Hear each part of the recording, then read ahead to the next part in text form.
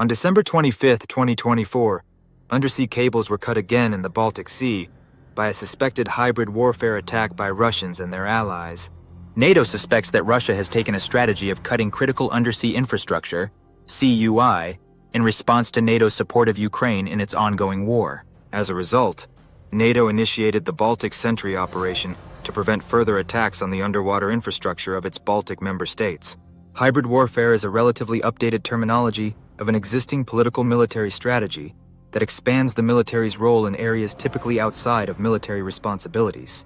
Advanced modern militaries, such as the United States, are expected to operate in multi-domain operations, MDO, which includes coordinating military activities across land, sea, air, space, and cyberspace, coordinating military activities with non-military activities, and using technology to achieve outcomes in the right time and space. The damaging of CUI in the Baltic Sea is considered an act of sabotage and therefore part of hybrid warfare. NATO and its partners in the Baltic Sea have justified a MDO response, launching the Baltic Sentry operation. The operation will take place in the waters between Estonia and Finland, specifically in the Baltic Sea and the Gulf of Finland, and will involve coordination with all 8 NATO countries along the Baltic Sea.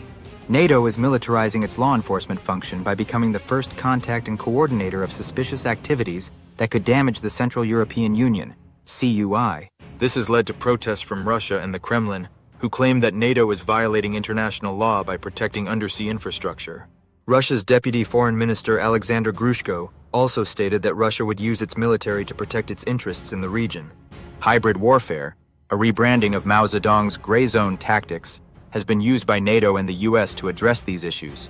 The military's role in hybrid warfare does not involve kinetic response, but rather uses its MDO assets for non-military roles, such as law enforcement.